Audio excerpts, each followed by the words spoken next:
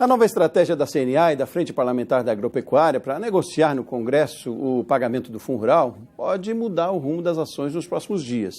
A ideia é fazer uma proposta conjunta também para ser incluída na reforma da Previdência. Bom, e sobre esse assunto a gente conversa com o Dr. Ricardo Alfonsin, que hoje está aqui com a gente. Boa noite, Dr. Ricardo, tudo bem? Boa noite, Sebastião, tudo bem? Prazer estar aqui contigo, que com bom. Nossos amigos do Rural Notícias. Que bom, prazer todo nosso, Dr. Ricardo.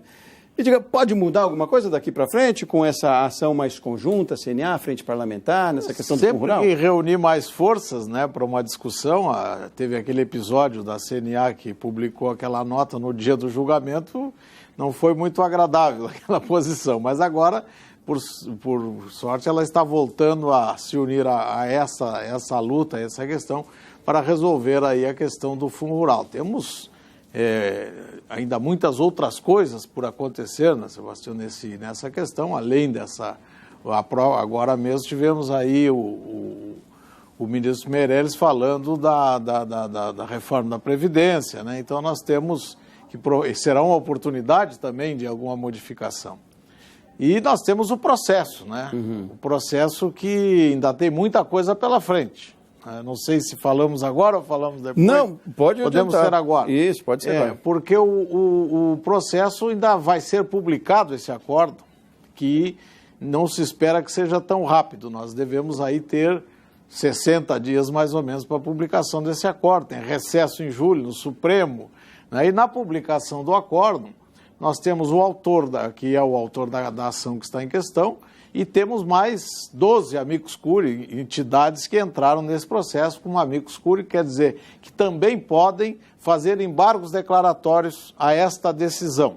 Uma decisão de 6-5, né, que modificou posições em relação ao que já tinha sido julgado antes, e especialmente pelo fato de que as decisões anteriores declararam inconstitucionais a legislação e já existia, quando houve essa declaração de inconstitucionalidade, a Lei 10.256, que é de 2001, provavelmente há uma grande chance de uma modulação deste julgamento, passando seus efeitos a partir do trânsito em julgados. Aí não teríamos esse efeito retroativo da cobrança do Fundo Rural em relação ao que já não foi pago, ao passado. Então nós temos, e aí até julgarem que o Supremo Tribunal Federal julgue esses declaratórios, não sei quanto tempo vai levar, né? Do último para cá, já tivemos a infelicidade do falecimento do ministro Teori, que não sei se estivesse lá presente, o voto condutor justamente foi daquele que o substituiu, né? As posições anteriores, até da ministra Carmen Lúcia, era diferente, outros ministros também, o Fux também era diferente. Então, tudo pode se modificar, né, nessa nossa vida, nesse período de 6 a 8 a 10 meses que nós teremos pela frente, ou mais, para que se tenha uma decisão sobre esses declaratórios e aí se passe a ter o assunto definitivamente julgado. Então, mas legalmente, por hora, o que o produtor deve fazer? Tem que esperar, então, esses embargos? Tem que esperar esses embargos, pode as coisas se alterarem, não se sabe de quando vai começar a exigibilidade do Fundo Rural, se vai ser a partir do trânsito em julgado do processo, em função dessa modulação que é possível de acontecer, em função justamente desses fatos que eu referi antes.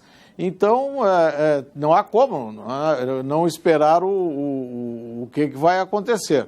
Se alguém quiser ter uma forma de não correr risco, de fazer uma reserva em cima de um valor, né, nesse período daqui para frente e tal, poderia fazer, mas... E a agroindústria, em alguns casos, provavelmente até vai começar a querer descontar o Fundo Rural também para ela não correr o risco. Então nós teremos ainda esses fatos também, porque como ela é substituta tributária, ela que tem a obrigação de fiscalizar e recolher na operação, né?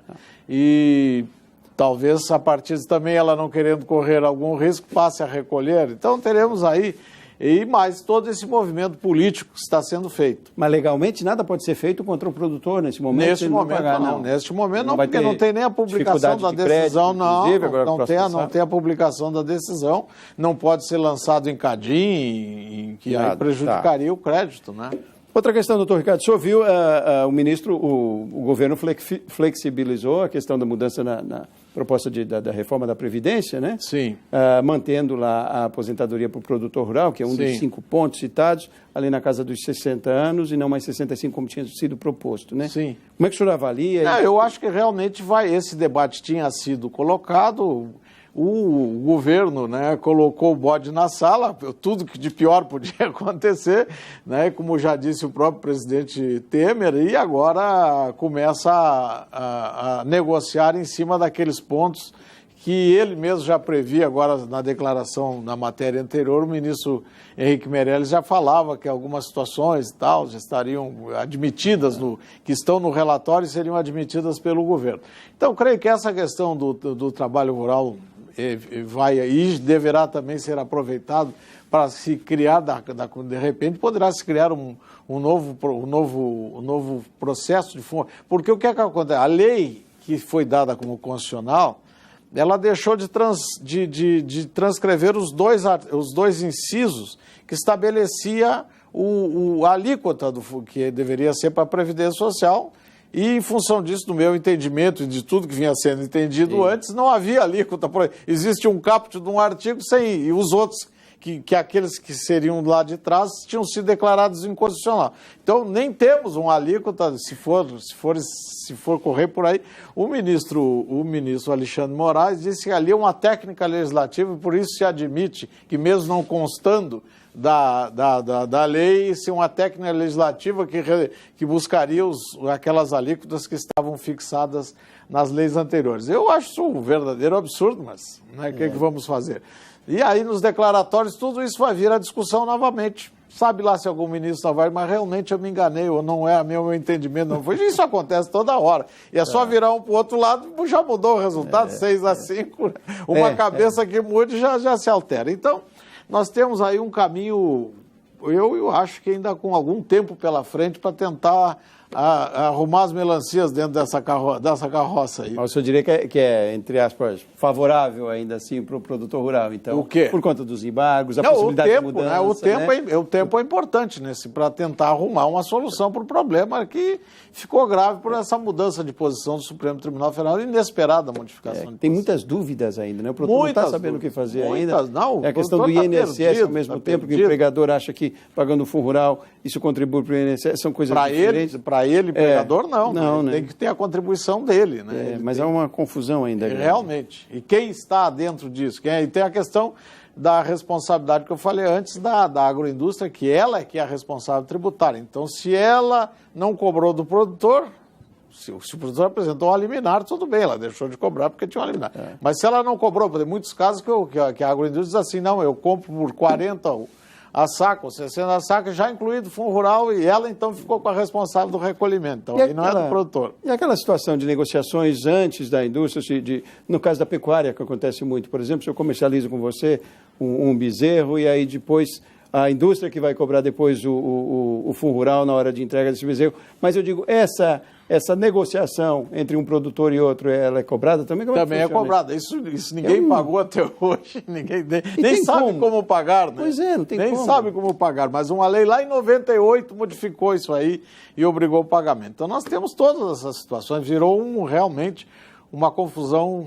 Tem que ser analisado caso a caso? Tem que ser analisado. Tem várias situações, né? Várias situações. Nessa ideia também que a CNA e a Frente Parlamentar têm de trazer para junto da reforma da Previdência, o fundo rural, como é que o senhor vê isso também? Aí também vai ter que criar uma tributação, um novo tributo, de repente, né, na reforma da Previdência específico para a aposentadoria do empregado rural, substituindo o que nós chamamos hoje de fundo rural, que não é, né, é a contribuição previdenciária essa aí, né? É um tributo. É um tributo, né? Então, tudo pode acontecer aí, essa grande negociação que teremos pela frente aí. E além disso, temos o quê? Será que vai ter o mesmo presidente da República daqui quando julgarem lá? Temos aí um processo em andamento no STJ, no Tribunal Superior Eleitoral, não sabe o que vai acontecer. O mundo está o Brasil, a situação é muito imprevisível em curto período, né? Mas é bom a gente tranquilizar o produtor por hora, né?